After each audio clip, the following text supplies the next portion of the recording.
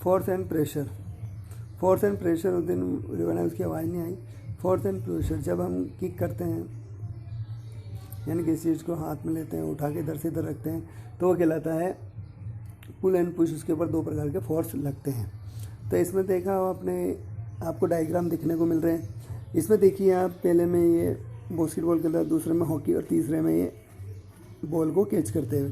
अब इसमें जो फोर्स है, कैसे फोर्स कौन कौन से एक्शन पे हो गए, picking, opening, shooting, kicking, hitting, lifting और पुशिंग, पुलिंग, ये सब एक्टिविटीज़ किस में होती है, फोर्स में होती है। अब यहाँ पर देखिए आपको, जैसे कि कोई मूविंग द बुक उठाया तो क्या हुआ, पुशिंग हुआ, पुलिंग, लिफ्टिंग हुई। तो इसमें कौन सा एक्शन हुआ, पुश का हुआ और पुल का भी हुआ। Opening the door, opening door में क्या होगी, पुशिंग पुलिंग होगी, है ना, तो दोनों क्रियाएं होगी। ड्राइंग द बास्केट, जब बास्केट कर पानी की बुकेट उठा के ले जाते हो तो इसमें क्या होगा, एक ही प्रकार का फोर्स आपके ऊपर लगेगा। क्यों? क्योंकि उसमें क्या होगा कि वो बाल्टी को आप एक तरफ से उठा सकते हो।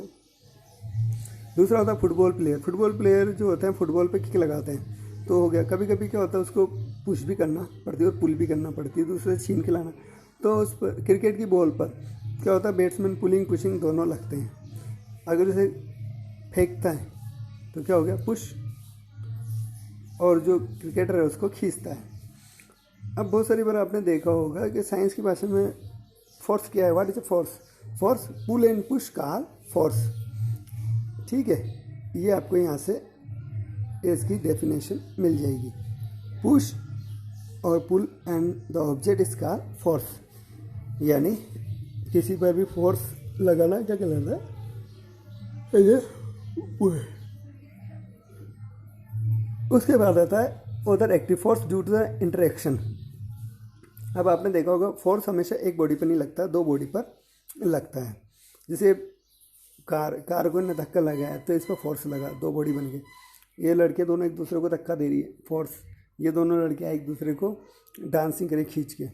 अब यहाँ पर क्या होता है, ये एक व्यक्ति इसको ऑक्स को खींच रहा है या पुलिंग रिएक्शन हो रहा है। अब यहाँ क्या होता है, जिधर फोर्स का मान ज़्यादा होगा, मूवमेंट उधर हो जाएगा। दोनों बॉडी में इक्वल फोर्स लग रहा है। अगर दोनों बॉडी में इक्वल फोर्स लग रहा है तो वो दोनों क्या स्टेबल रहेगी। अगर एक बॉडी का फोर्स ज़्यादा हो गया तो वो मूव करने लगी। अब यहाँ देखो, दोनों का फोर्स इक्वल है तो दोनों खड़े हुए हैं। यहाँ दोनों का फोर्स इक्वल है, दोनों इसलिए घूम रहे हैं। अब यहाँ पर क्या है, दोनों का फोर्स इक्वल है। अगर इसका फोर्स ज़्यादा होगा तो ये व्यक्ति इधर की ओर खींचा जाएगा, और अगर व्यक्ति का फोर्स ज़्यादा होगा तो ये खींच के आ जाएगा, और अगर दोनों का फोर्स ज़्यादा बराबर होगा तो ये रस्सी बीच में से ब्रेक हो जाएगी। तो यही क्या होता है, ये फोर्स बैलेंसिंग का होता है। जैसे आप कभी कभी आपने देखा होगा, आप किसी चीज़ को धक्का देते हो, किसी ऑब्जेक्ट को आप धक्का देते हो तो क्या होता है कि वो आसानी से लग जाता है, जबकि धक्का देने में थोड़ा दिक्कत आती है।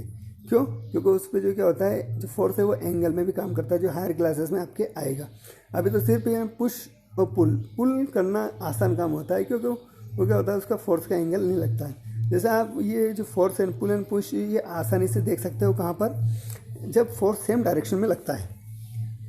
सेम डायरेक्शन में लगता है तो उसका फोर्स का मान बढ़ जाता है। और अगर फोर्स डिवाइन अपोजिट डायरेक्शन में लगता है तो क्या होगा कि वो स्थिर हो जाएगी। यहाँ पहले ब्लॉक में देखिए आप, फर्स्ट ब्लॉक एक्टिविटीज़ 11.2 के अंदर फर्स्ट ब्लॉक में देखिए, दोनों जो बॉयज़ हैं वो एक ही डायरेक्शन में मूव कर रहे हैं। जब एक ही डायरेक्शन मूव कर रहे हैं तो फोर्स का मान बढ़ जाएगा, और ये क्या होगा, ये जो ब्लॉक है वो आगे की ओर मूव करेगा। जबकि सेकंड के अंदर दोनों जो बॉयज़ हैं एक दूसरे के अपोजिट फोर्स लगा रहे हैं। अपोजिट फोर्स लगा रहे हैं तो क्या होगा, ब्लॉक स्टेबल हो जाएगा, दोनों तरफ नहीं जाएगा। ऐसे ही आपकी जो अपने होती है रेसिंग, ये होती है अपने रोप रेसिंग। अब इसमें दोनों तरफ से खींच रहे हैं तो इसमें क्या हो जाएगा, फोर्स इक्वल हो जाएगा तो क्या होगा, ये दोनों बेट होगा, और जिधर फोर्स का मान ज़्यादा होगा वो टीम इसमें जीत जाएगी। तो क्या होता है, जब सेम डायरेक्शन में बैलेंस लगता है तो, और अगर अपोजिट डायरेक्शन में लगता है तो वो मैग्नीट्यूड जो होता है वो एक तरफ होता है। जिधर मैग्नीट्यूड का मान ज़्यादा होगा मतलब उधर की ओर वो जो है मूव करेगी। तो इसके लिए फॉर एग्जाम्पल मैग्नीट्यूड आपने देखा होगा, जो बॉलर होता है वो बॉल को फेंकता है, तो वो बॉल को फेंकता है तो फोर्स उसमें ट्रांसफ़र हो जाता है। वैसे आपने देखा होगा छोटे बच्चे जब टायर चलाते हैं, बहुत सारी बार आपने स्पीड टायर चलाते हुए देखा होगा, तो वो टायर चलाते हैं तो वो टायर पर एक डंडे से मारते हुए जाते हैं, तो वो उसे फोर्स दे रहे हैं। तो क्या होता है, जब तक बाहर से कोई फोर्स नहीं लगता तो कोई भी चीज़ मोशन नहीं करती है। मोशन के लिए ज़रूरी है फोर्स, अप्लाइड द फोर्स।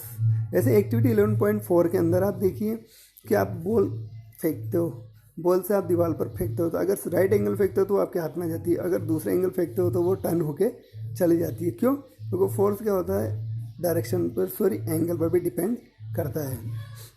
बहुत सारी बार आप कैरम खेलते हो, कैरम में क्या करते हो, आप राइट एंगल मिलाते हो तो जो आपकी जो गोटी है वो टकरा के चली जाती है, और अगर राइट एंगल नहीं मिलता है तो उसके ऊपर फोर्स नहीं लगता है।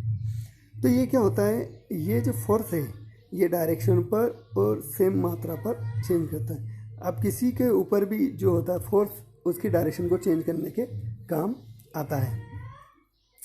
फोर्स किस चीज़ पर लगता है, may be change in A shape, जब क्या हो, कोई ऑब्जेक्ट रेस्ट में हो, स्पीड ऑफ मूविंग कराने के लिए, direction motion object, bring the change of shape and side and some effect. अब यहाँ पर देखिए, आप जो फोर्स है वो यहाँ पर एक्टिविटीज़ में कोई व्यक्ति आटा गूंद रहा है ना, तो इसकी जो स्टेज है वो चेंज हो रही है ना, चेंज हुई तो फोर्स तो लगा। दूसरा है कि आप साइकिल सीट पर बैठे हुए हो, है ना, साइकिल की सही सीट पर बैठे हो, आप पेडल मार रहे हो, तो जो सीट क्या होती है, स्प्रिंग है, तो वो ऊपर नीचे होती रहेगी। ऐसे ही आपने क्या किया, रबर बेल्ट नॉर्मल है, उसको आपने रबर बैंड को खींचा, तो खींचने से क्या होगा, उस पर फोर्स लगा।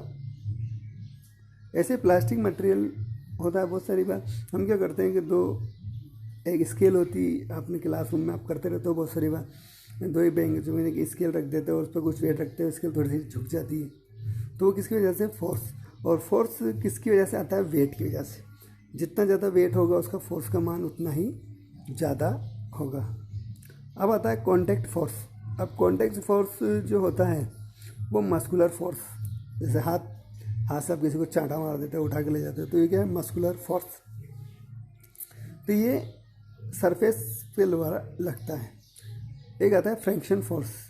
तो अपने आप को क्या याद रखना है, बस मस्कुलर फोर्स के ही बारे में, यानी मसल्स के द्वारा लगने वाला फोर्स मस्कुलर फोर्स कहलाता है। यहाँ तक समझ में आया आपको, है ना।